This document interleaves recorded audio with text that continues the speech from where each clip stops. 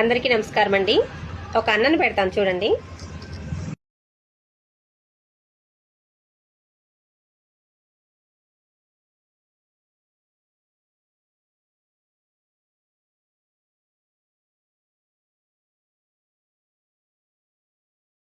ఆ అన్నగారు ఏమంటున్నారంటే అక్కడ అక్కడ పైన కనిపిస్తున్న వాళ్ళని చూపించి వీళ్ళే శవాల మీద రాజకీయం చేస్తున్నారు, వీళ్ళే తప్పుదోవ పట్టిస్తున్నారు.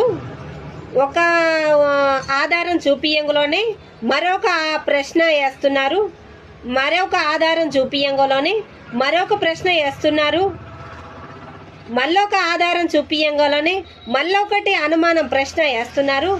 వీళ్ళే శవాల మీద రాజకీయం చేస్తున్నారు అని ఆ అన్నగారు చెప్తున్నారు. అన్నా, మనసుతో ఆలోచించన్నా, వాళ్ళని వదిలేయండి. మీరు అసలు మనసుతో ఆలోచించండి అన్నా. ఆయన ఎలా చనిపోయాడు, ఆయన చనిపోయిన విధానం ఏంటి, ఆయన చనిపోయిన పద్ధతి ఏంటి చూసావుగా అన్నా. అదే నీ సొంత అన్న అయితే, అదే నీ రక్తో కొడుకైతే అసలు అలా చెప్పగలుగుతావా అన్నా నువ్వు?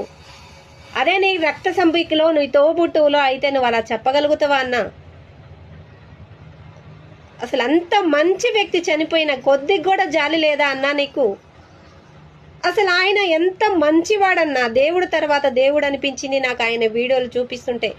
కొంతమంది మహోన్మాదులు రౌడీలుగా తయారయ్యి ఈ తొడేళ్ళు ముసుగులు వేసుకున్న వాళ్ళు కొంతమంది ఆయనని తప్పుడు సువార్తని, తప్పుడు ప్రసంగాలని ఆయన అర్థం చేసుకోవడం తప్పన్నా.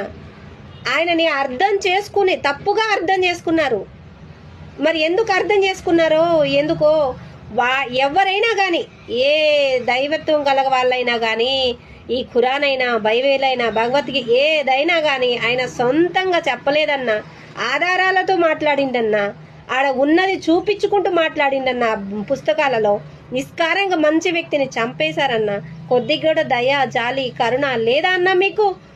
ఆయన అంత మంచి, అసలు బండి ఎక్కడన్నా యాక్సిడెంట్ అయితే పూర్తిగా మీద ఉంటుందన్న. ఈ ఒక్కటి చాలు కదన్నా ఆయన చంపేశారు అనడానికి.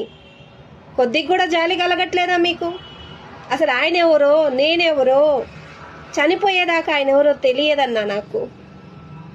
దయచేసి ఆయనని తప్పుడు ప్రచారం చేయమాకండన్నా, పాస్టర్ గారి మీద నిందలై మాకండన్నా.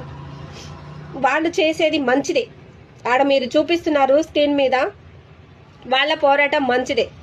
మీరే తప్పుగా మాట్లాడుతున్నారు. దయచేసి నేనేం చెప్పాలన్నా?